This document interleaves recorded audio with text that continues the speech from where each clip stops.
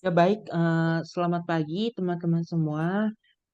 Di sini saya ingin mempresentasikan tentang ide bisnis dari saya sendiri ya.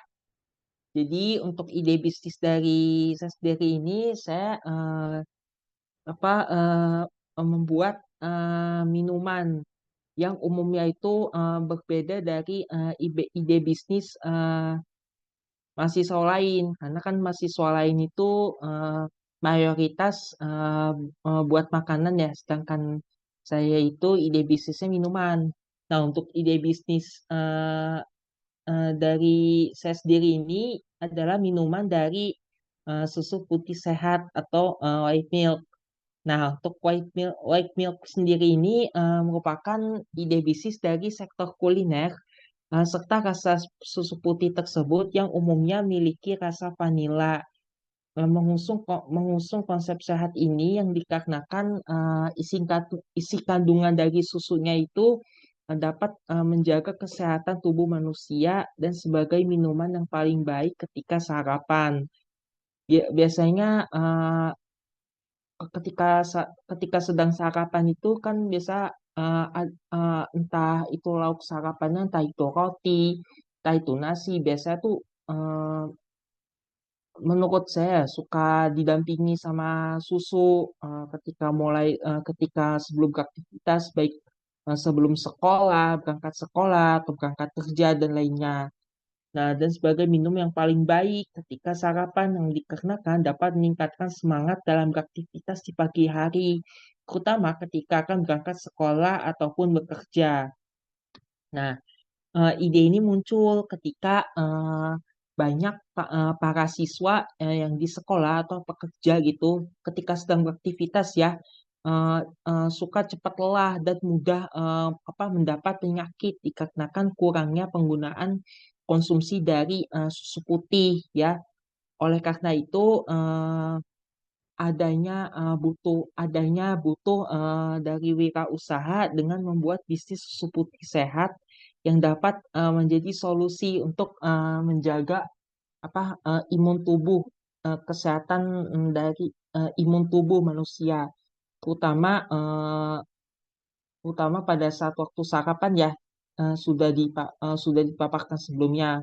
Ketika akan beraktivitas di pagi hari seperti akan bekerja, eh, akan akan bekerja. Biasa tuh kalau orang tuh bekerja dia dari pagi sampai sore, begitu juga anak-anak sekolah, siswa-siswa sekolah. Biasa kan sarapan tuh kalau yang paling banyak tuh kan anak-anak sekolah tuh kan kalau sarapan suka pakai susu ya minumannya ya. Itu biasanya tuh sekolah suka apa juga ada yang sampai siang, ada yang sampai sore. Nah, ketika sedang beraktivitas di siang sama sorenya itu dia nggak cepat lelah gitu, nggak cepat lelah, dia nggak gampang nerima penyakit tubuhnya. Nah, fakta tentang white milk ini, fakta menarik tentang susu putih kan banyak mengandung protein, kalsium, vitamin D, berperan untuk menjaga kesehatan tulang serta otot ya. Dengan tercukupinya dari asupan nutrisi pada susu putih tersebut, eh, apa adanya resiko pada kelainan tulang berupa kerapuhan tulang, osteoporosis bisa berkurang. Selain itu, masih banyak lagi manfaatnya juga mengonsumsi dari susu putih atau susu murni ini, white milk, selain yang sudah disebutkan di atas. Di antara yang paling utama selain itu adalah sebagai pengendalian berat badan bila seseorang juga disertai dengan rajin berolahraga, serta dapat mengurangi risiko penyakit tertentu. Nah, ini juga sudah dipaparkan ya, mengurangi risiko penyakit tertentu apabila itu seseorang mengalami kelelahan dalam bekerja. Nah, lalu identifikasi. Nah, di identifikasi ini eh, ada kemungkinan baik, lalu ada kemungkinan buruk. Nah, proses mulai satu usaha, nah tentunya akan mengalami berbagai macam kemungkinan. Eh, kemungkinan yang akan terjadi nantinya adalah kemungkinan baik dan kemungkinan buruk dalam proses berwirausaha dan berbisnis. Nah, kemungkinan baiknya ini susu putih sehat itu umumnya dapat menarik minat para konsumen. Kan biasanya tuh kalau di supermarket itu pelayan kadang suka nawarin ada yang ini pelayannya itu nawarin susu gini, ditawarin kayak cawan atau gelas kecil. Bu, bu, susunya siapa yang mau atau siapa yang mau beli ini, banyak manfaatnya seperti itu. Biasanya tuh kalau di supermarket atau di mana-mana tuh banyak tawaran seperti itu. Silakan dicoba Ibu, barangkali apa barangkali konsumennya tertarik lah, seperti itu. Susu putih saat tersebut umumnya dapat minat para konsumen karena kan minuman tersebut dapat mengantisipasi para konsumen yang belum sarapan sebelum mulai beraktivitas. Jadi mengantisipasi para konsumen yang belum sarapan gitu, ya bisa juga yang belum sarapan sebelum mulai beraktivitas. Ini yang paling umum tuh supaya dari belum sarapannya itu dapat mencegah menjaga kesehatan atau imun dari tubuh para konsumen. Hal ini mengakibatkan proses penjualan white milk ini semakin meningkat. Lalu kayak kemungkinan buruknya itu kayak apabila ketika minuman susu putih itu nggak laku bagi penjualnya, misalnya nggak ada yang minat untuk konsumen gitu. Jadi susu putih sehat tersebut itu sepertinya kayak nggak ada manfaatnya, yang nggak ada manfaatnya sama sekali. Dikarenakan susu putihnya itu dibiarkan dalam beberapa hari seperti itu saja. Kayak berubah rasanya kan, biasanya susu putih itu kan umum itu vanila ya, tapi kalau misalnya dibiarkan berhari-hari berlama-lama itu biasanya rasanya kayak seperti asam-asam itu, atau istilahnya basi lah, atau kayak susu yang sudah kadaluarsa. Jadi banyak yang jadi kalau udah dibiarkan berhari-hari mungkin dari penjualnya juga, dari konsumennya juga nggak ada yang minat itu, maka susu putihnya nggak akan terpakai. Jadi dibiarkan saja itu susu putihnya. Yang dibiarkan nggak ada manfaatnya, nanti di kemudian hari dia eh, rasanya tuh berubah, susu putihnya seperti nggak ada manfaatnya. Kayak basi, dapat menimbulkan berbagai macam penyakit. Dianggap kayak susu kayak sudah kadaluarsa. Nah, untuk analisis bisnisnya di sini saya pakai analisis SWOT, ada strength, terus harga umumnya cenderung murah, mudah dibuat serta bahan-bahan pembuatannya mudah didapat, ya. Cenderung kadaluarsa apabila susu putih tersebut, white milk tersebut terlalu lama disimpan dengan menimbulkan rasa bau yang terlihat rasanya sudah asam. Ini barusan saya sudah paparkan barusan ya. Jadi weakness itu kelemahan, opportunity, memang kondisi kesehatan dan dari para pekerja dan pelajar saat ini itu cepat lelah kan. Bisa tuh pekerja kan, kalau orang-orang kerja kan mungkin nggak selalu sore ya kerjanya. Ada yang bahkan sampai malam, mungkin dia cepat lelah. Dia malam-malamnya tuh kalau orang pekerja itu harus melaksanakan tugas lagi gitu, seperti itu. Dan mudah menimbulkan berbagai penyakit. Sehingga pasti mereka membutuhkan susu putih sehat sebagai bahan sampingan dari sarapan. Serta semakin banyak dari jumlah masyarakat pada kalangan pekerja dan pelajar yang ingin mengonsumsi susu putih sehat tersebut, pasti kemungkinan mereka itu kondisi kesehatannya itu selalu terjaga dengan optimal, ya. Untuk trades-nya, pembelian atau pengonsumsian dari minuman susu putih sehat ini bila dilihat laku atau tidaknya tergantung dari kondisi perekonomian saat ini. Dilihat dari kondisi perekonomian, ya, misal misal pengonsumsian susu putih tersebut laku, banyak konsumen yang minat gitu, maka kondisi perekonomiannya berkembang dengan pesat, maka kondisi perekonomiannya itu berkembang dengan pesat. Begitu pula sebaliknya. Kalau misal perekonomiannya nggak berkembang dengan pesat, ya konsumennya nggak ada yang minat untuk mengonsumsi susu putih ini. Nah, untuk analisis dirinya, ini dalam membuat ide bisnis pasti diperlukannya pada kemampuan diri terhadap ide yang sudah dirancang atau diputuskan. Nah, oleh karena itu, adanya beberapa kemampuan serta permasalahan dari ide ini. Di antaranya adalah sebagai berikut. Nah, untuk kemampuannya dari analisis diri ini kayak memiliki skill dalam membuat produk buatan sendiri, memiliki alat yang mendukung dalam pembuatan produk, dan meningkatkan keterampilan pada pembuatan resep apapun yang sesuai dengan langkah prosedurnya. Misal kalau kemampuan nih bikin apa, kalau kalau pembuatan resep ya bikin makanan gitu, punya skill dalam mula-mula mula-mula kita punya skill dalam produk buatan sendiri. Kita misalnya bikin kue miliki alat yang memadai. Alatnya yang memadai apa? Mungkin bahan-bahan apa komposisi dari kuenya itu apa?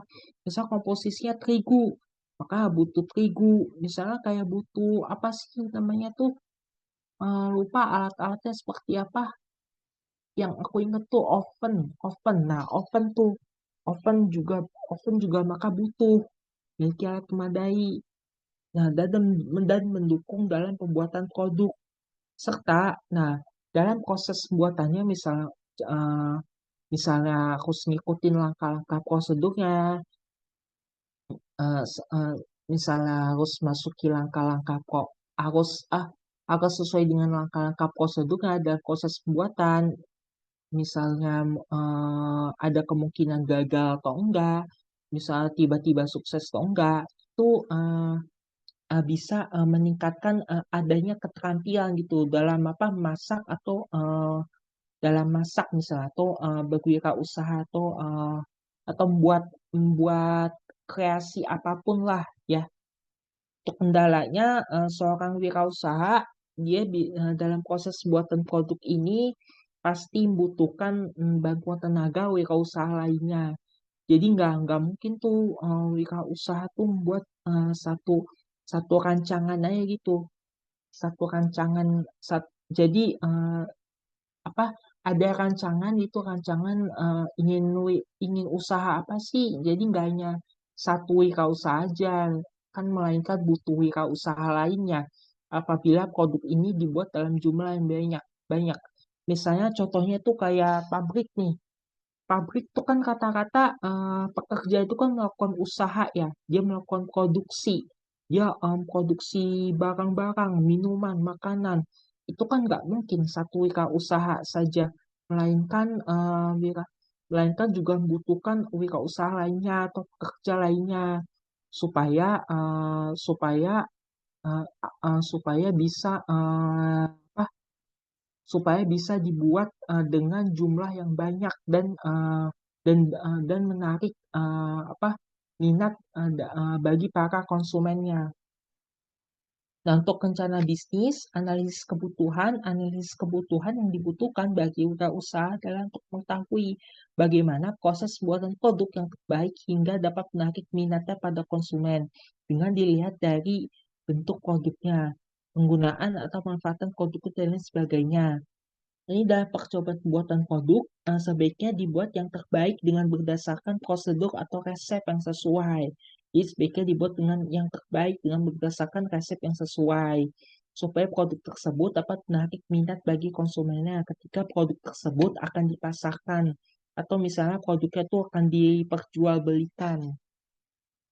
Pembuatan dan pemasaran produk. Setelah membuat produk untuk kemasan dengan berdasarkan prosedur yang sesuai, kemudian kemudian dipilih yang terbaik dari produk tersebut yang paling yang paling tertarik gitu, yang paling tertarik istilahnya bagi konsumen ya, dengan membuat para konsumen memiliki minat untuk menggunakannya ketika akan dipasarkan. Lalu kerjasama antar mitra ketika produk tersebut sedang dipasarkan atau diperjualbelikan, akan dilakukan kerjasama dalam proses penjualan produk tersebut dengan melalui berbagai macam kegiatan, seperti sosialisasi dalam penggunaan atau pemanfaatan produk yang sedang dipasarkan ataupun yang lainnya. Jadi kan mula-mula jadi untuk rencana bisnisnya ini kan kayak misalkan sama aja kayak buat white milk tadi kan. White milk tadi apa untuk analisis kebutuhannya itu kebutuhannya apa aja sih yang harus dibuat itu dalam apa membuat susu gitu. Untuk percobaan pembuatannya coba dulu nih kira-kira hasilnya gagal atau enggak. Atau mungkin misalnya beberapa hari itu cuma sehari gitu tiba-tiba rasa berubah jadi kayak rasa asam atau basi, ibaratnya tuh susu kayak kayak sudah kadaluarsa. Nah, pembuatan dan pemasaran produk. Kalau percobaan pembuatannya itu mungkin udah sukses ya, udah sukses misal susunya itu sukses ya. Wah ini dari apa Wirausaha sendiri semoga saja banyak yang minat gitu dari konsumennya, pembuatan dan pemasaran produk. Nah, untuk dibuat dan dipasarkan, nah itu dia bisa dipilih mana yang paling tertarik gitu untuk para konsumennya, mana yang akan didistribusikan ya, supaya tuh bisa menarik gitu bagi konsumennya. Nah, pada saat diperjualbelikan kerjasama mitra, ketika produk tersebut sedang dipasarkan atau dilakukan kerjasama dalam proses penjualan produk, itu melalui berbagai macam kegiatan. Dan ada sosialisasi dalam penggunaan atau pemanfaatan produk yang sedang dipasarkan ataupun yang lainnya.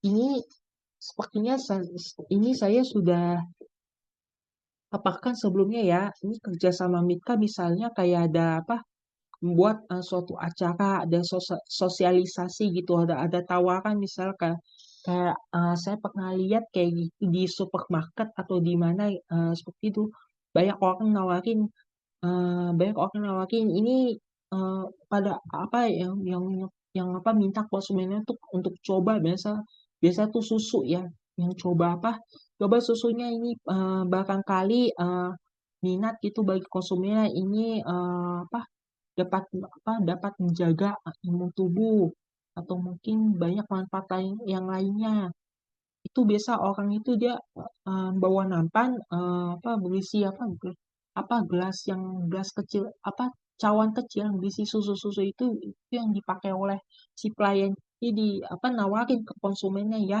ini ayo siapa yang apa eh, minat ini bagi konsumennya kalau yang minat ayo silakan beli ayo silakan coba ini seperti itu jadi itu banyak yang dilakukan di supermarket oleh istilahnya pelayannya ketika ketika sedang oleh pelayannya ya istilahnya ya.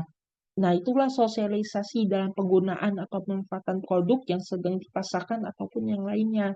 Jadi sosialisasi dalam penggunaan atau pemanfaatan produk itu jadi seperti itu ya. Atau mungkin bisa yang lainnya buat acara, buat buat acara atau yang lain sebagainya.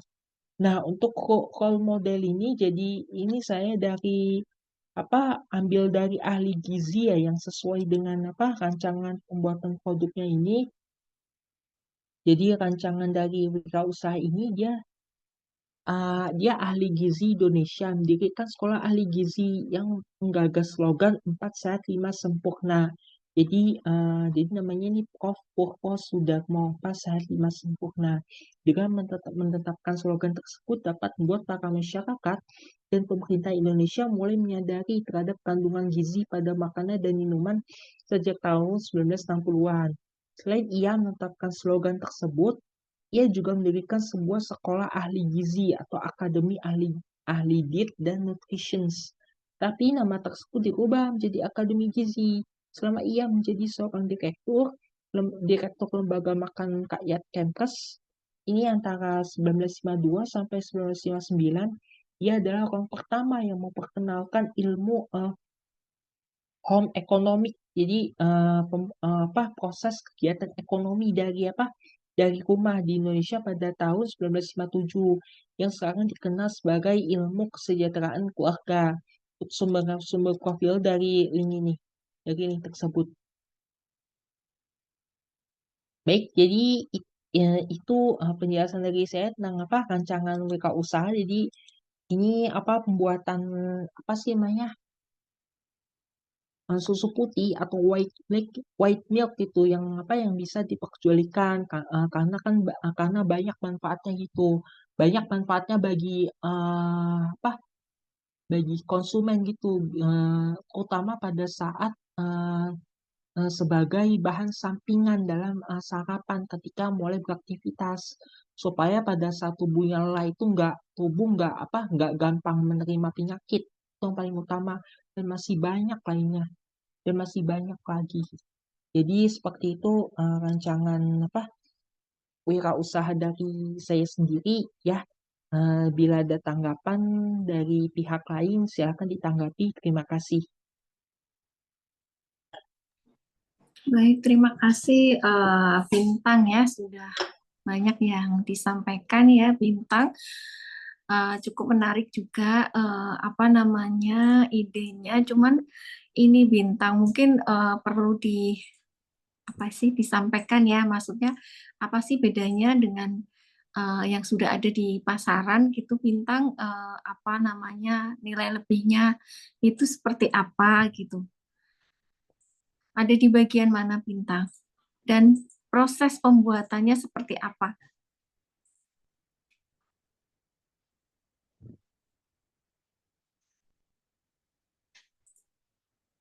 ya Bintang. Ya, Dengar suara saya ya. ya Ibu. Oke, ini yang dibuat dengan menggunakan apa, apakah susu murni atau apa Bintang?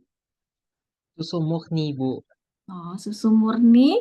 Kemudian susu murninya itu apakah dicampur dengan yang lain? Kalau susu murni kan sudah banyak ya di pasaran ya, Bintang ya. Iya, Mungkin kalau pagi gitu sepertinya banyak orang, ada beberapa yang sudah jual. Nah, ini mungkin eh, di apa namanya ditambahin apa sehingga membuat lain gitu tampilannya.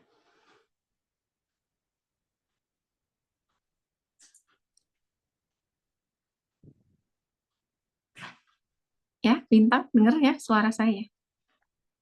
ya baik Ibu. Iya.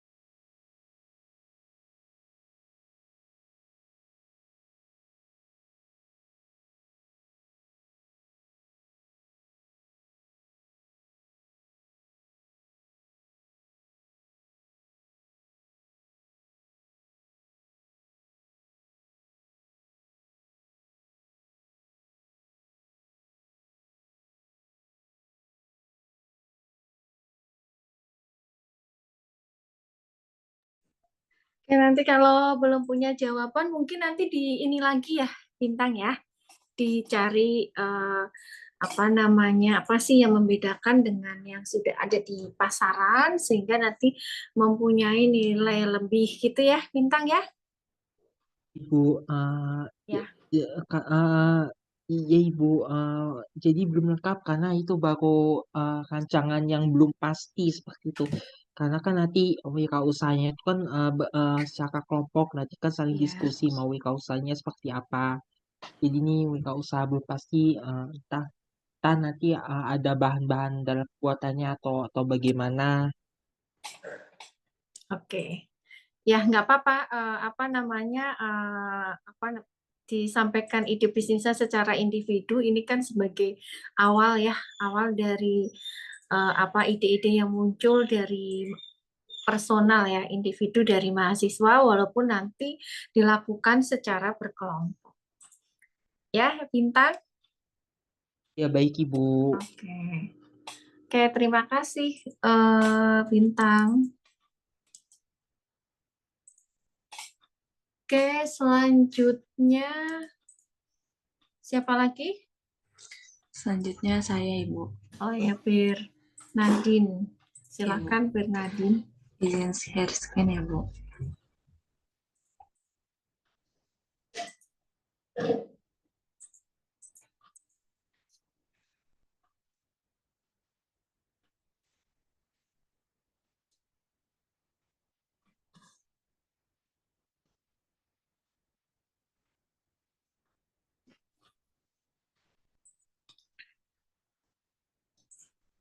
Apakah sudah terlihat layar saya, Bu? Ya, sudah. Baik. Assalamualaikum warahmatullahi wabarakatuh. Selamat pagi, Bu Dwi dan teman-teman semua. Di sini saya ingin mempresentasikan ide bisnis yang saya tuangkan ke dalam tugas kewirausahaan. Sebelumnya, nama saya Bernardina Pranaswari dengan NIM 1301622065. Jadi ide bisnis yang saya tawarkan itu adalah berupa makanan, yaitu makaroni skutel, di mana makaroni skutel ini merupakan hidangan pasta yang populer di Indonesia dan terinspirasi dari masakan Belanda.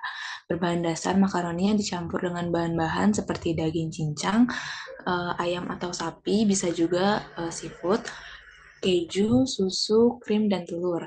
Biasanya dipanggang hingga bagian atasnya itu agak sedikit gosong dan renyah, sehingga kejunya itu meleleh. Namun ada juga yang bisa dikukus. Hidangan ini sering disajikan dalam acara keluarga, pesta, atau sebagai cemilan, dan dikenal karena rasanya yang creamy, gurih, dan kaya akan keju. Fakta menarik dari bisnis saya ini, bisnis makaroni skutel dapat menawarkan berbagai varian rasa. Tadi sudah disebutkan seperti daging ayam, daging sapi, ataupun seafood, dan bisa juga dengan topping sayur-sayuran, sehingga bisa menarik pelanggan yang lebih luas. Identifikasi kemungkinannya, pada kemungkinan baiknya itu permintaan yang tinggi, karena kan banyak yang tertarik juga ya dengan makaroni skutel. Lalu dari cara pembuatannya itu mudah diproduksi, dari bahan-bahan hingga proses ataupun cara pembuatannya itu gampang. Lalu variasi menunya itu sangat banyak, karena kan tadi sudah saya bilang bisa berupa daging sapi ataupun daging ayam, lalu seafood juga bisa, dan sayur-sayuran.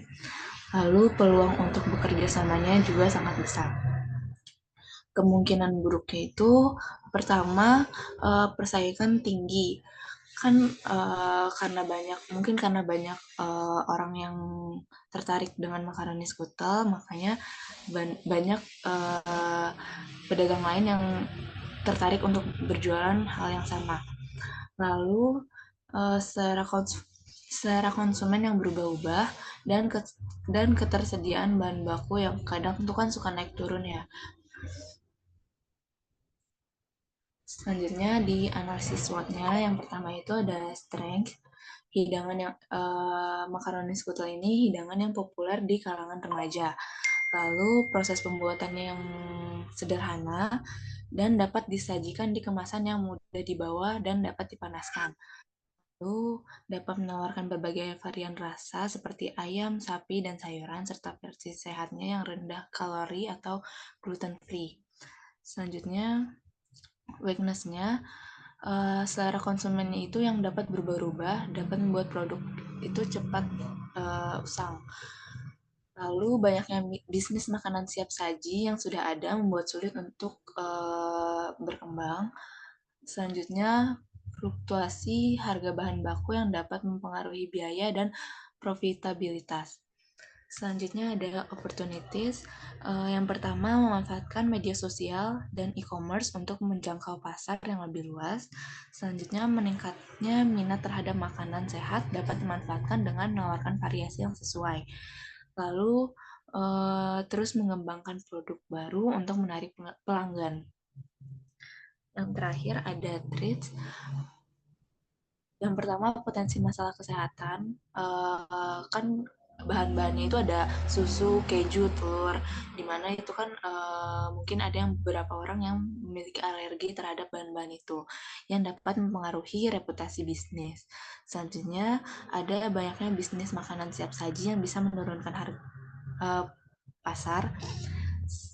Lalu konsumen yang terus mencari variasi dan tren baru dapat membuat produk cepat usang atau menurun.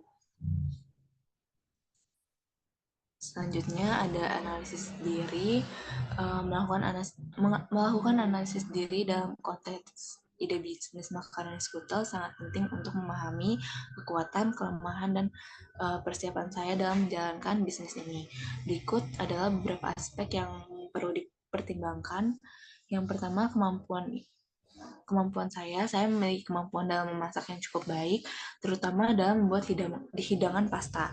Lalu saya memiliki pengetahuan dasar tentang manajemen bisnis, pemasaran, dan keuangan. Tantangan yang saya miliki, saya merasa cukup resiliensi meskipun saya menyadari bahwa akan ada tantangan yang harus saya hadapi, dan saya percaya bahwa saya memiliki kemampuan untuk menemukan solusi kreatif ketika menghadapi masalah baik dalam produksi maupun pemasaran.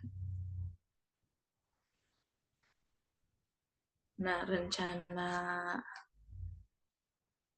bisnis saya ini untuk analisis kebutuhannya, menganalisis kebutuhan bahan baku, menganalisis kebutuhan bahan baku dari produk makaroni skutel. Selanjutnya pengembangan ide, saya mengembangkan ide-ide yang dapat menjadi solusi bagi masalah yang telah diverifikasi. Lalu mengevaluasi kinerja usaha dan melakukan perbaikan atau pengembangan agar usaha saya dapat bertahan dan berkembang.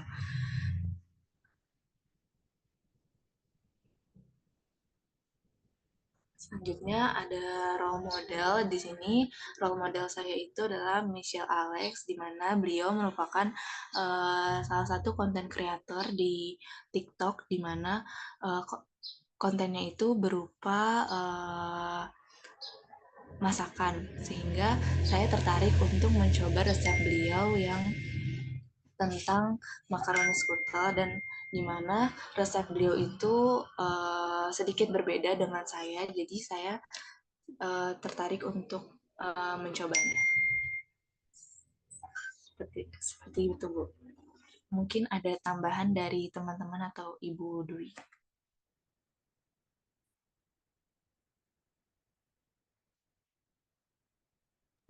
Oke, terima kasih Bernardine ya. Mungkin produknya tadi Bernardine. Ya, mungkin kalau makaroni kan memang mungkin anak zaman sekarang mungkin banyak yang suka ya, maksudnya generasi-generasi sekarang ya. Iya, Coba produknya, maksudnya inovasi yang dilakukan gitu ya. Inovasi yang dilakukan itu yang membedakan dengan yang sudah di luar itu seperti apa ya, Bernadi? Apakah mungkin tampilannya gitu ya, ataukah mungkin porsinya? Mungkin yang kita tahu kan kalau makaroni skutel itu kan kita beli harus dalam tempat yang besar gitu ya, loyang atau apa. Nah, mungkin inovasi yang kamu ini tuh mungkin apakah itu mungkin dibuat mungkin dalam cup-cup kecil sehingga mungkin semua kalangan itu bisa beli misalnya ya, karena itu kan cukup mahal juga kalau kita beli ya, apalagi mungkin kalau mahasiswa anak sekolah. Nah, itu mungkin jadi ya mungkin itu apa namanya harus dibuat semacam inovasinya mungkin seperti apa gitu ya, sehingga itu bisa membedakan dengan yang lain. Ataukah mungkin sistemnya PO. Nah, PO itu mungkin kita bisa merequest, tadi kan ada rasa daging, rasa ayam, apa yang vegetarian ya. Nah, itu mungkin apakah sistemnya itu PO sehingga kita bisa memesan sebelumnya gitu sesuai dengan keinginan kita. Mungkin seperti itu, mungkin inovasi-inovasi yang perlu ditambahkan ya, Bernadine. Kemudian tampilannya juga mungkin itu tadi perlu adanya inovasi sehingga konsumen itu tertarik dengan produk yang akan kamu hasilkan gitu. Karena selama ini yang ada di bayangan kan gitu ya, kalau makaroni skutel di loyang yang besar dan harganya mungkin cukup mahal gitu, yang ya untuk dibeli oleh kalangan-kalangan yang mungkin untuk anak sekolah, untuk mahasiswa gitu ya. Izin menjawab, Ibu. Iya, silakan. Jadi memang rencananya itu PO. Jadi bisa di-list dulu siapa yang mau pesan dan untuk jenisnya mau yang ayam, daging atau sayuran itu kan di-list dulu. Lalu untuk wadahnya itu saya memang kepikiran pakai wadah yang aluminium kecil itu. Jadi biar bisa dipanasin juga kalau misalnya mau makan panas-panas. Kan lebih enak kalau misalnya makannya itu pas lagi panas, Bu. Jadi itu bisa ditaruh di microwave atau di oven. Seperti itu. Ya, mungkin maksudnya perlu dijelaskan di sini udah belum tadi ya di PPT-nya ya. Maksudnya kita memperkenalkan produk kita gitu loh. Iya, maksudnya belum. ya. Jadi biasanya kan sebelum itu kita produksi kan kita membuat penawaran ya, atau misalnya ini rencananya. Nah, itu mungkin nanti diperjelas ya di deskripsinya ya, di deskripsi produknya ya. Sehingga oh iya bayangannya seperti ini gitu. Jadi kita yang mendengar atau ini mungkin sudah terbayangkan ya apa yang akan diproduksi oleh Bernadine dan mungkin cukup menarik gitu ya. Ya, maksudnya Iya, Bu. seperti itu ya. Jadi Oke, Bu. dideskripsikan dengan lebih detail lagi gitu. Ya. Oke, cukup. Terima kasih Bernadine. Baik, terima kasih Bu. Yang cukup menarik mungkin buat vegetarian ya, karena makaroni mungkin bagi orang-orang yang ini kan banyak susu ya, keju. Nah, mungkin bagi orang-orang khusus mungkin vegetarian itu seperti apa tapi tetap enak gitu ya ininya, variannya. Oke, terima kasih. Selanjutnya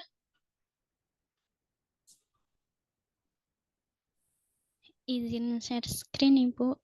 ya, Velin.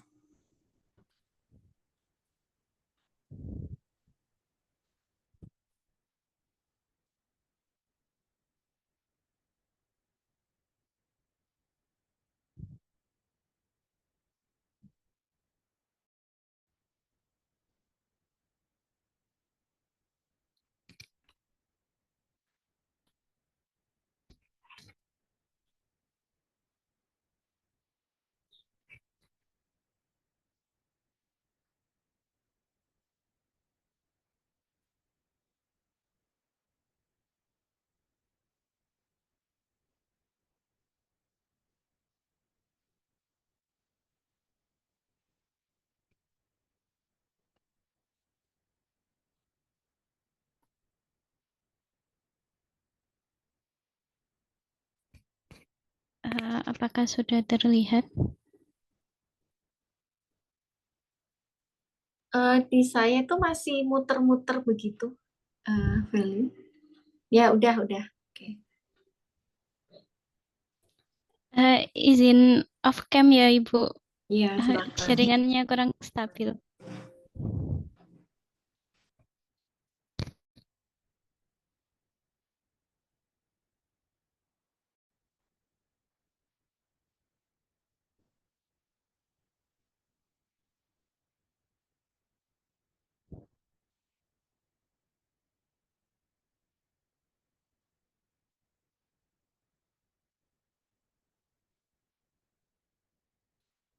Baik, di sini saya akan menjelaskan tentang ide bisnis saya, yaitu Bowl Please.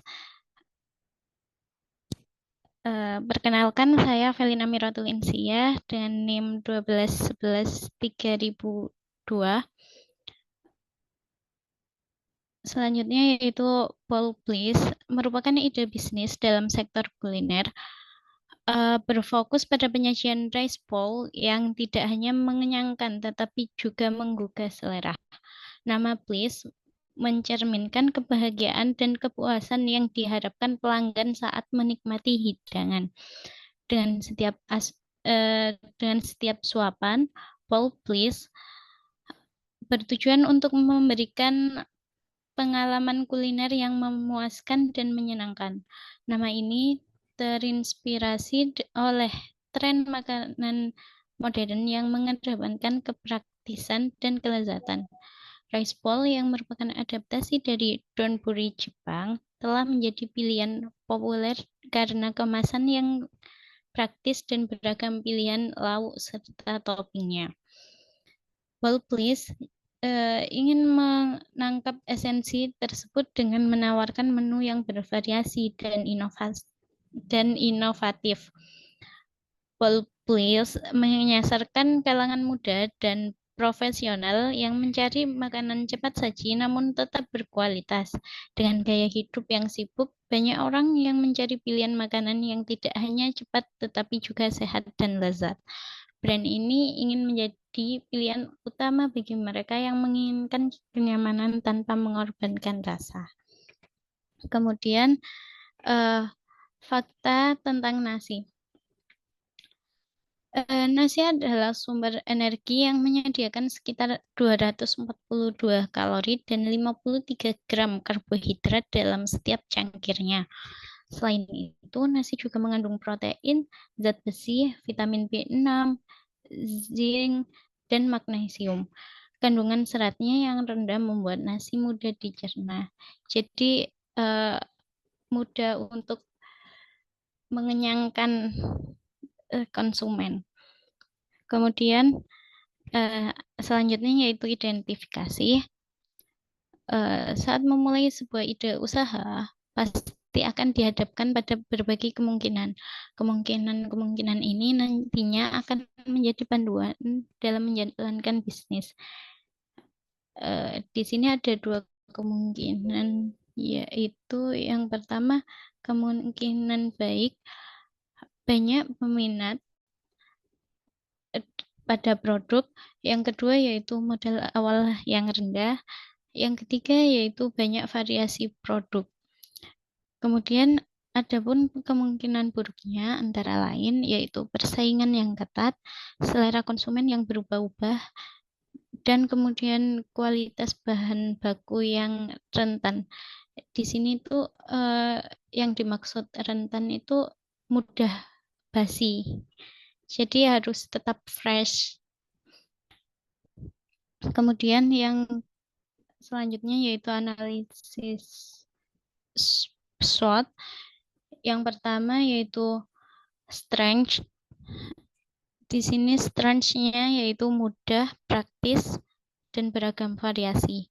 Kemudian weakness-nya masa simpannya itu tidak terlalu lama, jadi harus segera dikonsumsi.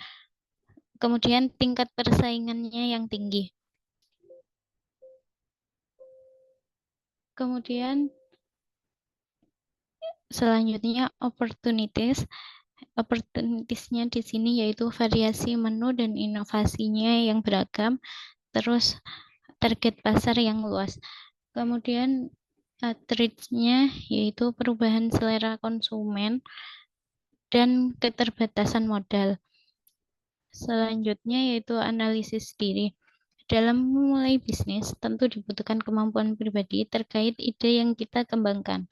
Oleh karena itu, berikut adalah kemampuan dan tantangan yang dihadapi dalam ide bisnis ini. Yang pertama yaitu kemampuan. Saya memiliki kemampuan dalam memasak produk. Yang kedua yaitu mampu menciptakan variasi produk. Yang ketiga, yang selanjutnya yaitu tantangan.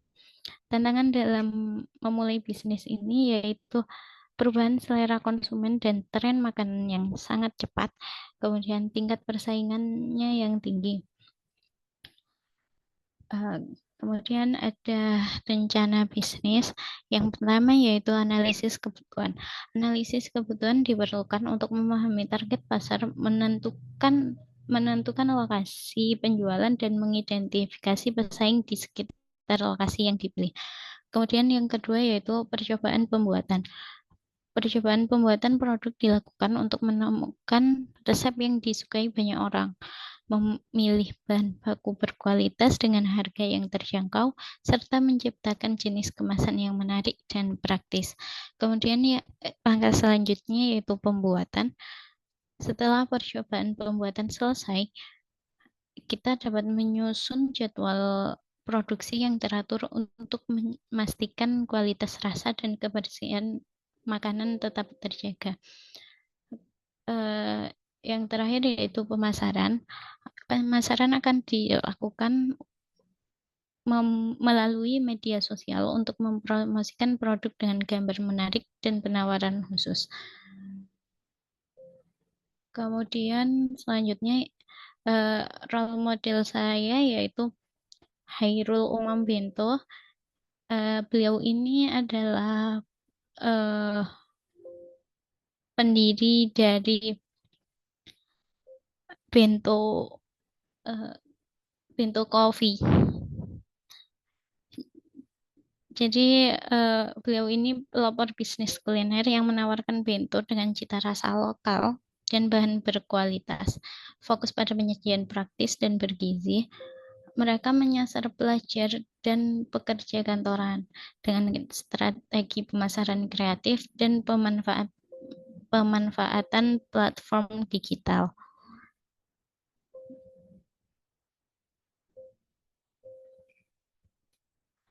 Visinya adalah terus berinovasi dan memperluas jangkauan, menjadikan makanan sehat dan praktis mudah diakses oleh semua orang.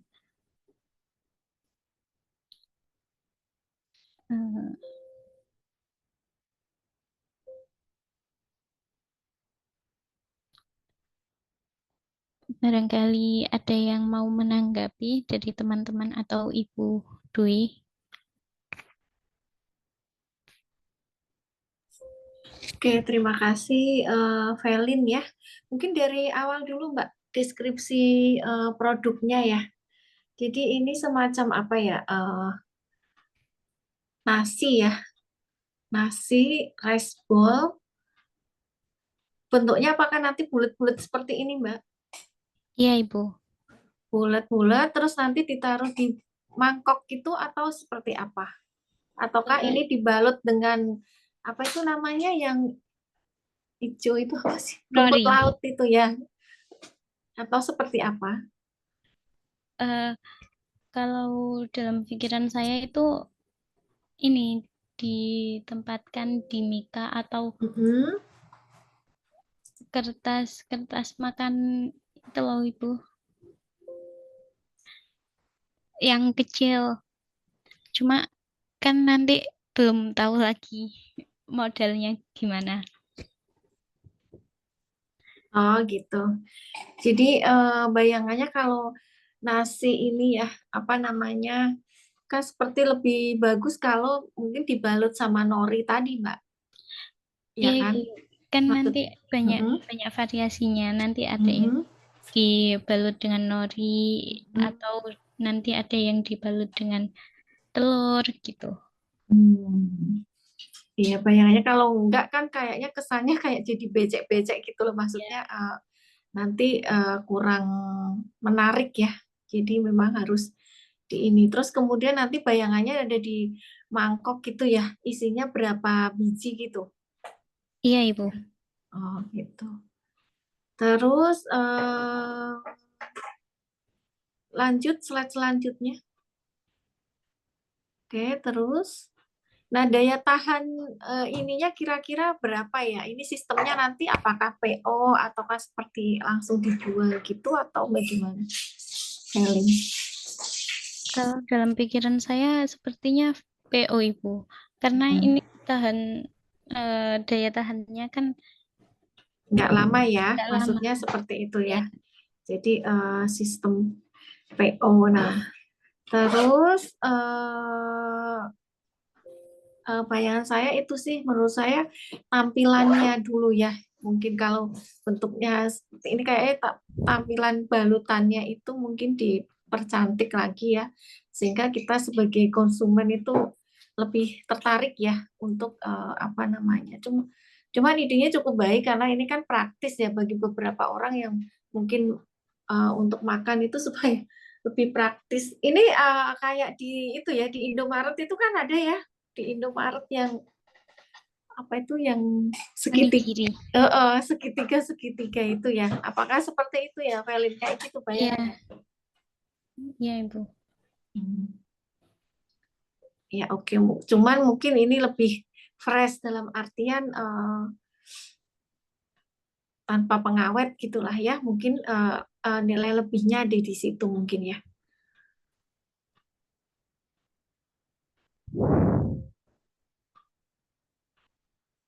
Ya, mungkin nanti perlu ininya tampilannya mungkin ya, dan bagaimana mendesain supaya apa di dalam tempatnya juga mungkin perlu dideskripsikan dengan jelas ya, Velin.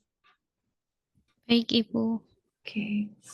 Ya, mungkin saya rasa cukup. Terima kasih, Velin. Selanjutnya.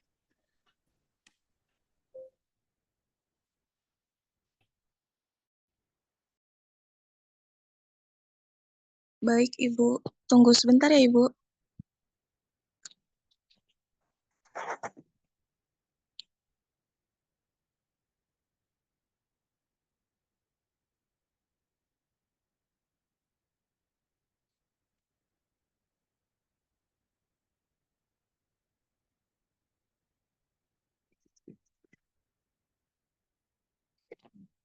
Untuk selanjutnya ada soft and sweet dari saya Siti Fadila Handayani. Bisa next. Soft and sweet ini tuh sejenis kue kering atau camilan yang menghadirkan rasa manis serta kelembutan pada setiap gigitannya.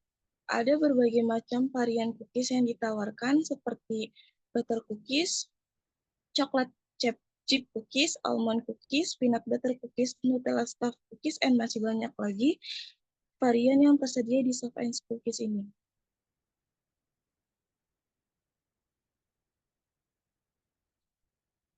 Fakta tentang cookies. Cookies adalah kue kering atau camilan yang dibuat dari campuran dasar tepung, gula, dan lemak seperti mentega atau margarin yang biasanya dipanggang hingga matang. Cookies sangat populer di berbagai belahan dunia dan dikenal dengan berbagai bentuk rasa dan tekstur, tergantung pada bahan yang digunakan. Cookies berasal dari kata Belanda, yaitu koekje yang berarti kue kecil. Konon, cookies awalnya ditemukan secara tidak sengaja ketika pembuat kue mencoba menguji suhu oven dengan memanggang sedikit adonan kue, kemudian berkembang menjadi camilan tersendiri yang disukai di seluruh dunia dengan banyak variasi lokal dan internasional.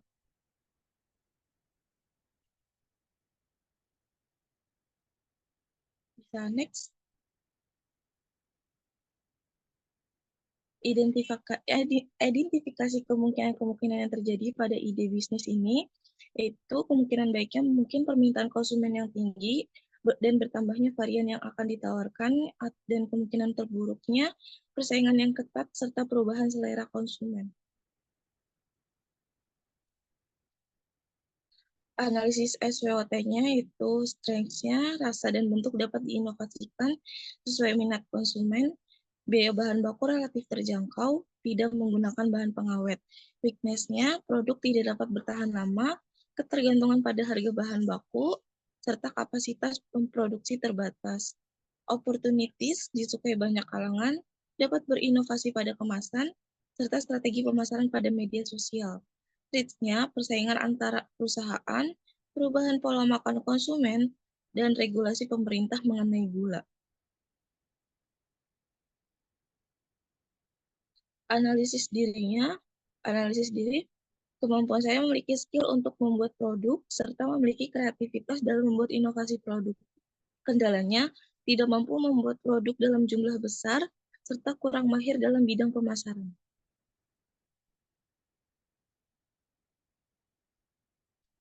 Rencana bisnis, analisis kebutuhan, menganalisis kebutuhan bahan baku produk. Yang kedua, percobaan pembuatan. mencoba membuat produk untuk memastikan tekstur dan rasa yang dihasilkan konsisten, serta dapat mengoptimalkan proses produksi untuk meningkatkan efisiensi pada biaya. Yang ketiga, penentuan harga. Menentukan harga perlu memikirkan biaya peralatan, biaya bahan baku, serta harga jual yang kompetitif. Yang terakhir, pemasaran menggunakan 4P marketing mix, product, price, place, dan promotion. Nah, role model saya itu John Andren Group sang pemilik Diko. Sosok yang saya jadikan role model dalam berbisnis karena inovasi dan komitmennya terhadap kualitas produk dengan mengedepankan bahan-bahan premium dan resep yang unik. Diko berhasil menarik perhatian konsumen. Selain itu, strategi pemasaran yang efektif dan pemahaman mendalam tentang tren pasar memungkinkan mereka untuk tetap relevan. Dedikasi terhadap pelayanan pelanggan juga menjadi kunci kesuksesan menciptakan loyalitas yang kuat. Baik, sekian pemaparan ide bisnis dari saya. Ada yang mungkin bisa Ibu ditambahkan? Baik, Siti, terima kasih. Jadi ini membuat semacam cookies ya. Mungkin di atasnya bagian ini apa namanya? Ya. Nah, ini bayangannya nanti kayak apa tuh? Apakah dia apa crispy? Maksudnya kan ada kayak good time. Ada ya yang biskuit good time itu ya, Siti ya. Nah, Iya, seperti itu ataukah yang agak lembek atau seperti apa? Kue kering. Oh, gitu. yang agak lembek. Yang agak lembek ya. Nah, itu maksudnya kan kalau yang kita kenal bayangannya kalau bentuknya ini kan yang bayangannya ya good time ya. Apa cookies good time ya itu. Apa namanya? Nah, di sini di situ agak lembek, setengah kering, setengah basah gitu ya, maksudnya ya. Iya, Bu. Kemudian kalau misalnya rasanya gimana? Kalau misalnya apakah seperti good time itu atau seperti apa sih, bayangan kamu ya? Mungkin enggak, kalau yang coklat mungkin mirip-mirip kayak good time kali ya, Bu. Tapi kalau yang almond peanut Nutella mungkin beda. Kan ada rasanya. Oh. Ya, nah itu apa namanya mungkin harus dibedakan ya, maksudnya harus sesuatu yang sedikit berbeda ya, maksudnya nilai plusnya dibanding kamu rasain good time itu dibandingkan dengan apa yang kamu buat. Memang apa namanya kadang-kadang kan memang sejenis gitu, misalnya donat ya, donat aja mungkin banyak ya yang jualan jenis-jenis donat gitu ya. Ada Jeko, ada Dunkin, ada apa-apa. Nah itu tapi kan sebenarnya itu berbeda ya, apa namanya yang dihasilkan benar rasanya itu berbeda, bisa membedakan dari segi tekstur gitu ya, dari segi rasa, dari segi ini.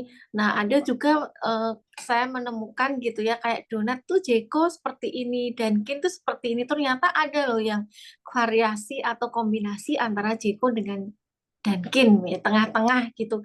Itu ada ternyata dan kalau menurut saya itu lebih pas gitu bagi saya gitu. Mungkin ada konsumen yang memilih seperti itu. Jadi apa namanya kita bisa memvariasikan gitu ya apa yang ada sudah di lapangan. Kemudian kita bisa mengambil dari peluang itu sehingga nggak sama persis dengan si A dengan si B, tetapi mungkin ada di tengah-tengah itu. Mungkin harapannya seperti itu ya, Siti ya. Ya, Apa baik. namanya? Seperti itu. Nah, untuk membuktikan itu bagaimana? Nah, itu berarti kita harus memproduksinya itu tadi apa namanya yang ada di tengah-tengah itu yang bisa membedakan antara yang sudah ada itu. Nah, nanti rencananya kemasannya seperti apa itu? Apakah dikasih di apa namanya? Kertas Satu persatu gitu ataukah seperti apa? satu persatu nanti kayak dibungkus kayak kertas gitu Ibu biar tidak Dan ini agak besar berarti ya, ataukah kecil-kecil? mungkin sedang Bu, nggak terlalu besar. Oh, mungkin di kertas mungkin isinya beberapa biji gitu. Oh, mungkin yang besar tapi satu-satu gitu Ibu. Nah, itu perlu pikirkan juga ya bagaimana mengemasnya supaya tampilannya cukup menarik dan mungkin konsumennya juga tertarik dengan produk yang kamu tawarkan. Gitu ya, Siti ya. Ya baik Ibu, terima kasih. Oke. Oke, makasih Siti. Ya, Ibu. Oke, selanjutnya. Izin share screen ya, Bu.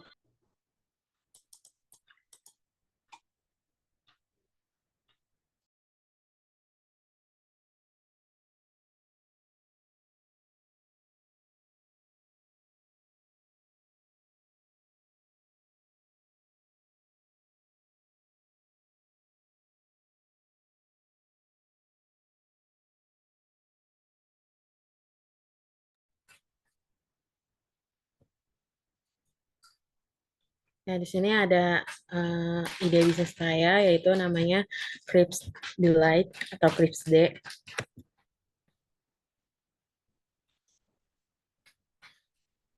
Nah, jadi namanya itu Crips Day. Nama bisnisnya itu Crispy Delight. Tagline itu kelezatan renyah dalam setiap gigitan. Nah, Crips Delight ini itu merupakan ide bisnis sektor makanan, menyusun konsep sebuah bisnis cookies premium yang menggabungkan kelezatan tradisional dengan inovasi modern. Dengan kelebihan yang pertama itu ada cookies dengan tekstur yang renyah dan khas, variasi rasa yang unik yang menggabungkan rasa cita lokal dan internasional, kemasan eksklusif untuk hadiah atau acara khusus. Yang keempat, pilihan sehat dengan bahan-bahan organik dengan opsi rendah gula.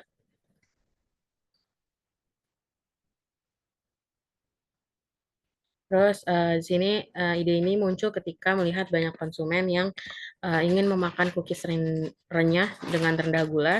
Tak hanya itu, sekarang ini terdapat tren kesehatan mendorong permintaan untuk cookies bebas gluten dan rendah gula. Oleh karena itu, Crispy Delight hadir menjadi solusi terbaik untuk memakan cookies yang rendah gula dan renyah serta lezat dengan gigitan setiap lapisnya. Terus fakta menarik tentang cookies ini yaitu cookies itu berasal dari Persia pada abad ke-7 Masehi. Kata cookies itu berasal dari kata Belanda yaitu koekje yang berarti kue kecil. Cookies ini memiliki rasa dasar yang sangat populer di kalangan konsumen adalah coklat chip. Pasar cookies global diperkirakan mencapai 44,01 dolar miliar pada tahun 2002, serta dapat diproyeksikan tumbuh dengan CAGR 5,3% dari 2023 sampai 2030. Tren kesehatan saat ini mendorong permintaan untuk cookies bebas gluten dan rendah gula menjadi kostumasi dan personalisasi bisnis ini.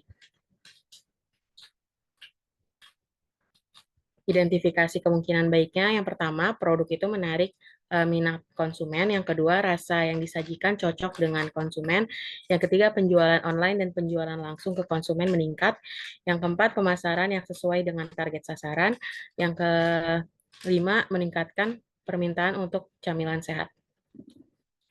Identifikasi kemungkinan buruknya itu perbedaan selera konsumen. Yang kedua, rasa yang tidak konsisten. Yang ketiga, sulit melakukan pemasaran. Yang keempat, branding yang kurang hingga menurunnya penjualan. Nah, analisis SWOT-nya itu ada kekuatan atau strength, itu mudah dibuat. Yang kedua, bahan yang digunakan segar, alami, dan murah.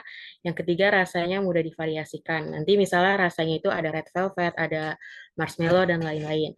Terus kelemahannya itu ada kelemahan atau weakness, itu ada modal awal terbatas. Yang kedua, kurangnya pengalaman dalam industri makanan. Yang ketiga, kapasitas produksi terbatas pada awalnya. Terus peluang atau opportunities-nya itu ekspansi ke pasar online. Yang kedua, kolaborasi dengan kafe. Yang ketiga, pengembangan lini produk khusus misalnya bebas gluten. Terus ancaman atau threats-nya itu persaingan dari merek besar dan established. Terus yang kedua, fluktuasi harga bahan baku. Yang ketiga, perubahan regulasi industri makanan. Analisis dirinya itu, keterampilannya itu, bakat dalam magang, dan kreativitas saya dalam menciptakan resep. Yang kedua, pengalaman pernah memasarkan cookies secara online dan offline. Terus passion-nya cinta akan makanan yang berkualitas dan keinginan untuk berbagi dengan orang lain. Kendalanya itu membutuhkan bantuan tenaga jika produksi produk dalam jumlah banyak. Terus rencana bisnisnya itu ada yang pertama ada tahap analisis kebutuhan, itu mengetahui produk yang diinginkan konsumen dari segi rasa, bentuk, dan harga jual. Yang kedua ada tahap percobaan pembuatan, dilakukan percobaan untuk mendapatkan resep untuk yang cookies ini cocok untuk dipasarkan. Yang ketiga tahap persiapan, yaitu finalisasi resep dan perizinan. Terus ada tahap peluncuran, yang pertama memulai produk skala kecil, yang kedua membangun presence online dari media sosial, yang ketiga kerjasama dengan kafe lokal untuk distribusi, terus ada tahap pertumbuhan, yang pertama ekspansi lini produk, yang kedua peningkatan kapasitas produk, yang ketiga pengembangan saluran distribusi.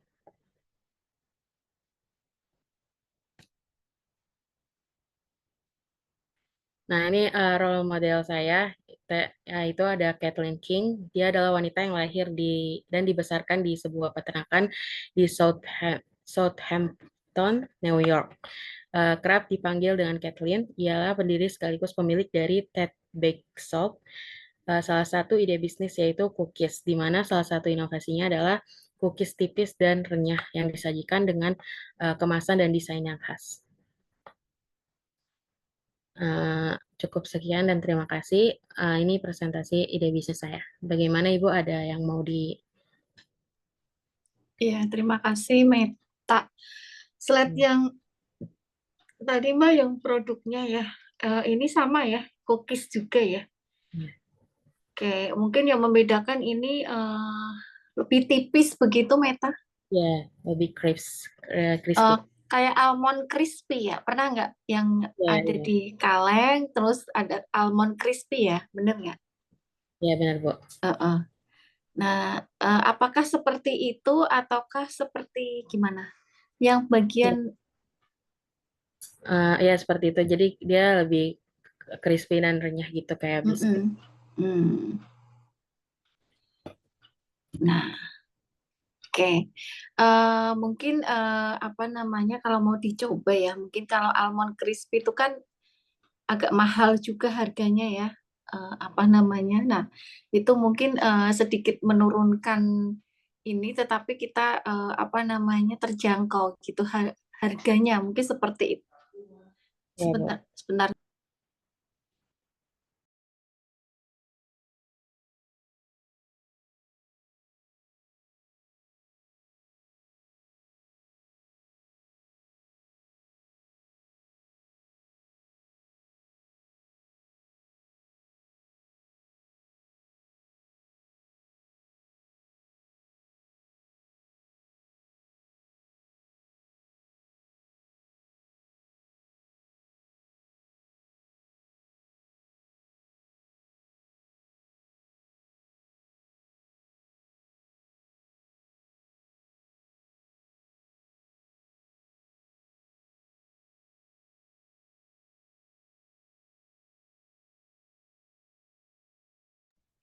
Oke, sudah terdengar lagi ya, maaf. Jadi mungkin kalau misalnya mau menggunakan ini peluang ya, kalau kita lihat kalau harga almond kan cukup mahal itu ya. Kayaknya nggak semua orang juga bisa menikmati dan merasakan ya. Nah itu mungkin apa namanya dibuat agak murah dalam artian mungkin bahan-bahannya mungkin diturunkan tetapi mempunyai rasa dan itu mungkin mirip gitu ya kayaknya apa namanya saya rasa bisa ya sehingga semua kalangan itu bisa merasakan si itu tadi ya.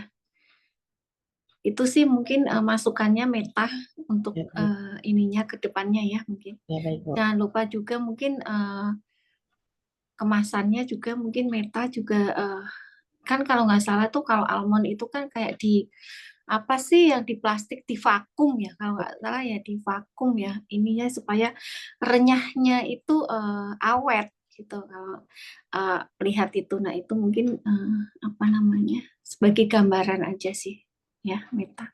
Ya, Bu. Terima kasih, Bu. Oke, sebentar. Ini jam. Apakah kalian ada kuliah nggak? Ada ini kuliah habis ini atau KUTS?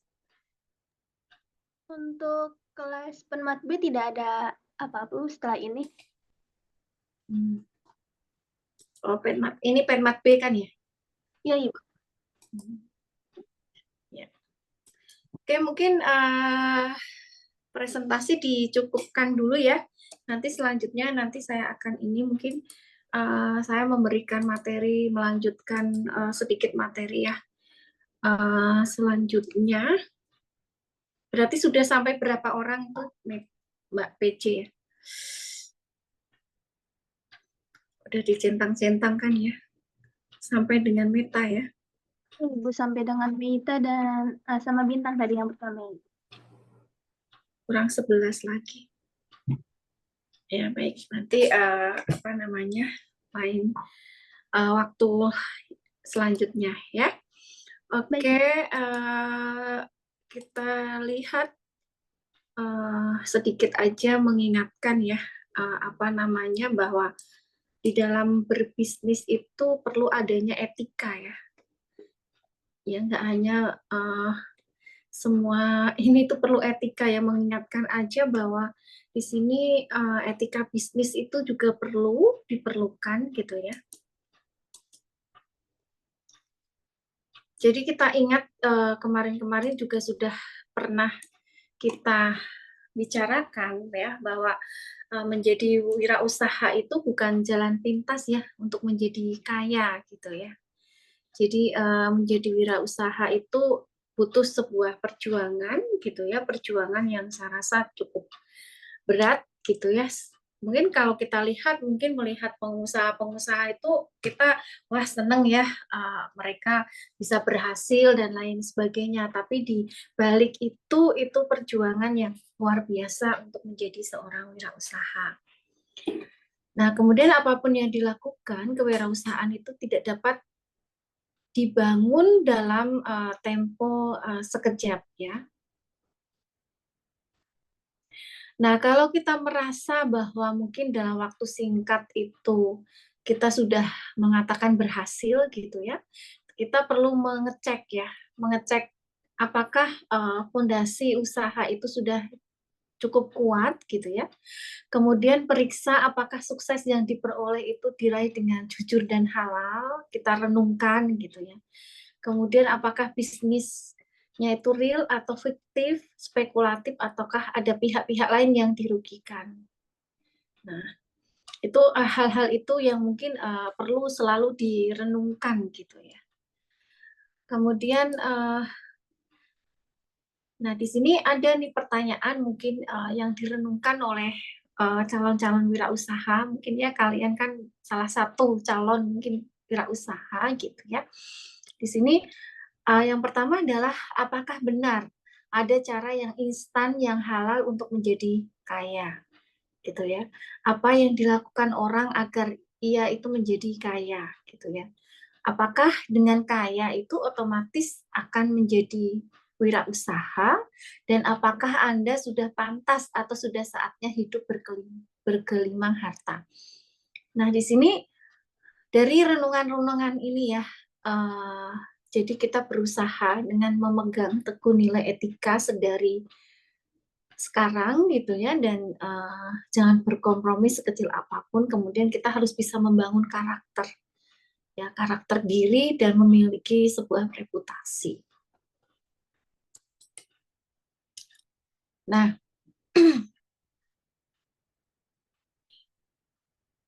ini jangan ini kita lewat terlalu ini.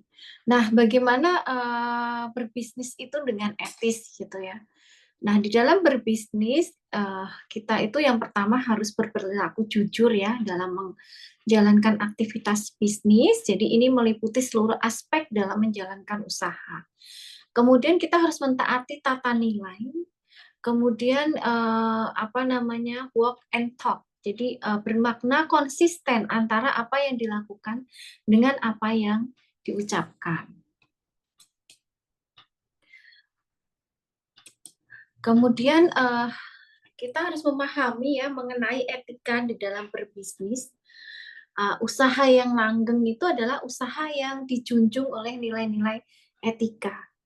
Kemudian perusahaan yang tumbuh menjadi besar itu dimulai dari orang-orang biasa yang sedari awal memegang teguh nilai-nilai moral dan etika, kemudian menjaga kepercayaan dan tidak sembarangan dalam berkata-kata, apalagi bertindak, kemudian bekerja dengan tata nilai, merekrut orang dengan melihat nilai yang dianutnya. Jadi mereka bisa menanamkan nilai-nilai yang sehat sedari awal. Nah, sebenarnya apa sih etika itu ya? Etika itu adalah sebuah pedoman ya, pedoman untuk mendapatkan hidup yang bernilai atau bermartabat. Nah, kemudian etika itu memberikan petunjuk tindakan apa yang benar dan apa yang salah. Nah, di sini ada buku The Word Book, menurut The Word Book Encyclopedia bahwa etika itu mengajukan pertanyaan tentang benar dan salah dengan menggunakan metode reasoning, bukan benar salah menurut kepercayaan atau tradisi. Jadi etika itu semacam aturan-aturan gitu ya.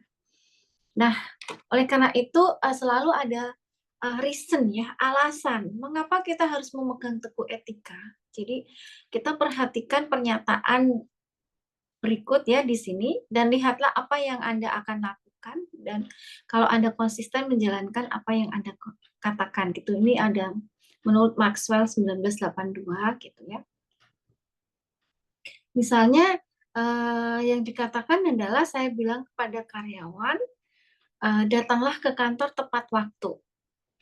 Gitu ya. Apa yang saya lakukan? Berarti kan kita harus saya harus tiba dengan tepat waktu gitu. Apa yang mereka kerjakan gitu ya? Mereka juga datang dengan tepat waktu.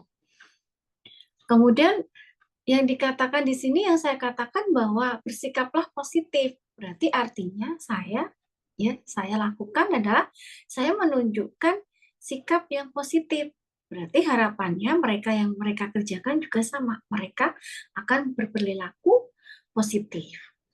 Kemudian kita katakan kepada karyawan bahwa utamakan pelanggan gitu ya. Nah, di sini yang saya lakukan apa? Berarti saya mendahulukan konsumen gitu. Mereka juga sama, mereka mengutamakan konsumen. Jadi ini itu apa semacam ilustrasi begitu. Nah, apa jadinya kalau hal yang saya lakukan berbeda dengan saya yang ucapkan? Nah, misalnya saya bilang tadi bahwa datanglah ke kantor tepat waktu. Tapi yang dilakukan apa? Saya selalu terlambat, tidak tepat waktu. Nah, yang karyawan lakukan pasti nanti beberapa karyawan akan tepat waktu dan yang lain tidak. Gitu. Sama, kalau misalnya yang saya katakan itu bersikaplah positif gitu ya. Maka saya menjalankan perilaku negatif. Di sini hanya beberapa orang yang positif, selebihnya berperilaku negatif. Kemudian saya katakan pada karyawan utamakan pelanggan. Nah, di sini mengutamakan yang dilakukan saya melakukan bahwa mengutamakan diri saya lebih dulu. Nah, maka mereka lakukan adalah beberapa orang yang mendahulukan pelanggan yang lainnya itu tidak. Itu ya. Jadi itu ilustrasi gitu etika-etika yang bahwa di dalam berbisnis itu etika juga memegang peranan yang penting. Nah, di sini ada menurut Peter Kustenbaum memberikan formula untuk memahami etika sebagai melayani sesama. Dengan cara apa? Jadi janganlah melakukan sesuatu pada orang lain atas apa yang kita sendiri tidak senang menerimanya. Nah, ini mudah-mudahan tidak terjadi ya. Jadi jangan melakukan sesuatu pada orang lain atas apa yang kita sendiri itu tidak senang menerimanya. Kemudian melayani sesama juga berarti Anda mau melihat dari kacamata orang lain. Jadi masuklah ke dalam alam berpikir orang lain dan lihatlah apakah perbuatan Anda itu menyenangkan atau tidak. Kemudian seringkali Orang itu tidak menyadari perbuatannya akan mencelakakan orang lain sebelum waktunya tiba. Kemudian melayani sesama juga berarti Anda menjadi seorang yang lebih dari orang yang mengembangkan orang lain. Ini memahami etika, jadi melayani. Ya. Nah, bagaimana tipsnya? Ya, jadi tips-tipsnya supaya tadi ya, jadi jangan masuk ke dalam bisnis yang tidak real ya, apalagi yang menjanjikan kekayaan dalam waktu cepat. Dan sekarang kan di media sosial atau di mana gitu kita buka handphone tiba-tiba ada iklan. Nah itu kita juga harus cerdas gitu ya, menyikapi hal-hal seperti itu. Jadi hindari membaca buku-buku yang menjanjikan dengan cara cepat, instan, memotong kompas gitu. Kemudian yakin dan ucapkan terus dalam diri bahwa Anda itu bisa mampu bekerja keras selalu dan berakhir dengan baik. Jadi ibaratnya itu hasil keras itu tidak membohongi hasil gitu ya. Kemudian berbisnis dengan nilai-nilai kejujuran, keadilan, persamaan, keterbukaan, melayani dan tanamkanlah nilai-nilai itu di usaha yang Anda bangun. Kemudian jangan tergoda untuk cepat berhasil, jadi lihatlah semua ada waktunya. Waktu yang terlalu cepat dipacu dapat berisiko negatif. Kemudian rekrut karyawan yang jujur dan jalankan apa yang Anda ucapkan. Jadi ini sedikit tentang etika bisnis ya, etika berbisnis. Jadi dalam bisnis itu kita juga harus mempunyai etika gitu ya, supaya itu tujuannya adalah untuk keberlangsungan juga ya dengan bisnis atau usaha yang kita lakukan. Itu ya hal yang diperhatikan juga selain kemarin yang sudah kita bahas. Salah satunya adalah kepemimpinan gitu ya. Kita harus berorientasi kepada tindakan, dan lain sebagainya yang sudah kita bahas kemarin. Di sini bahwa etika bisnis juga diperlukan. Gitu ya. Itu sedikit materi untuk pertemuan ke-7, yaitu mengenai etika berbisnis. Oke, saya rasa itu. Kemudian nanti pekan depan adalah kita UTS ya. Mungkin dicarikan waktu di mana mungkin yang tidak mengganggu jadwal UTS Anda juga ya. Jadi sekiranya misalnya hari Selasa UTS-nya itu mata kuliah yang berat, mungkin saya akan memberikan kompensasi dalam artian kita di pending entah itu siang atau sore gitu ya Mbak PJ ya, supaya bisa konsen di mata kuliah yang mungkin dilakukan UTS secara tertulis ya. Jadi nanti di pertemuan ke-8 itu tagihannya apa kemarin? Membuat proposal dan pitch deck. Iya, oke. Membuat proposal dan pitch deck nanti berdasarkan kelompok itu dan dilakukan semacam presentasi ya untuk pengambilan nilai UTS-nya. Nah, sebelum saya tutup, apakah ada pertanyaan dari mahasiswa sekalian?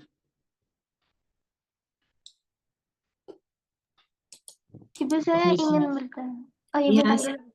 Silakan. Permisi Bu, untuk pembuatan pitch deck itu seperti apa ya? Soalnya dari lihat gambarannya itu masih belum Jelas. cukup jelas. Oke. Pitch deck itu sebenarnya seperti apa yang sudah kalian presentasikan ya? Gambaran semacam poster ya. Sudah dikasih contoh apa belum?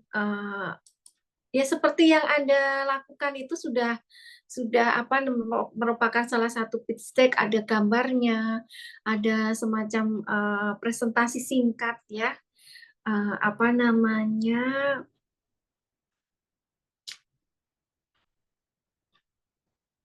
dari produk-produk yang akan kalian buat ya. Jadi presentasi singkat ya tadi ya seperti yang sudah dilakukan oleh kalian sebagai ide bisnis tadi.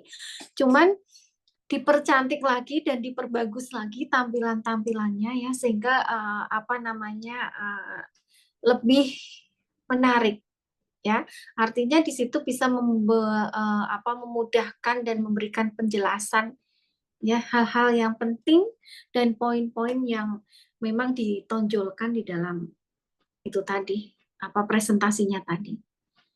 Gitu siapa? Bintang. Jadi sudah yang kalian lakukan di sini bukan salah satu contoh pitch deck juga. Cuman karena memang ini proposal dan untuk mengambil nilai mungkin dipersiapkan lebih lagi gitu ya. Mungkin kalau mengambil gambar ya berarti gambar-gambar yang real, maksudnya yang mendekati apa yang kalian akan kerjakan gitu sih. Oke, ada lagi? Ibu cuma ingin menyampaikan kalau drive-nya itu belum bisa kita edit atau upload gitu, Ibu. Oh, di punya saya ya? Oh Jadi ya, nanti pengumpulan. dibuka untuk umum ya. Baik, Ibu. Ada lagi pertanyaannya?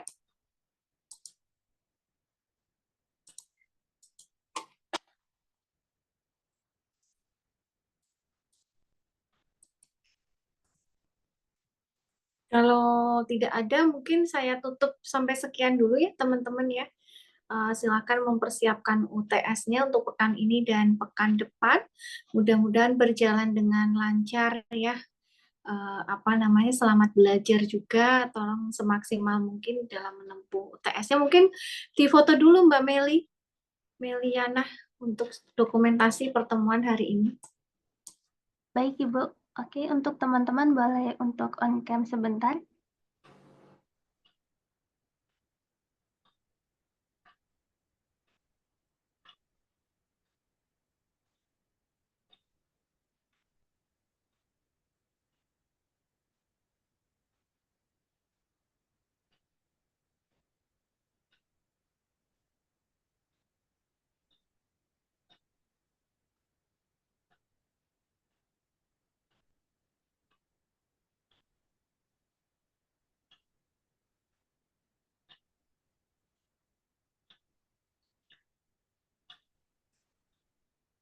Oke, masih adakah yang mau on cam? Oh,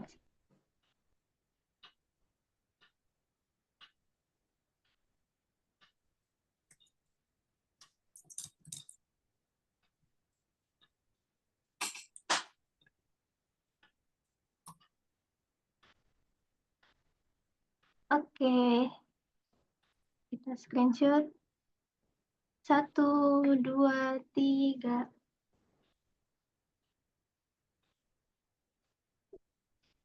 Sekali lagi. 1, 2, 3. Ya.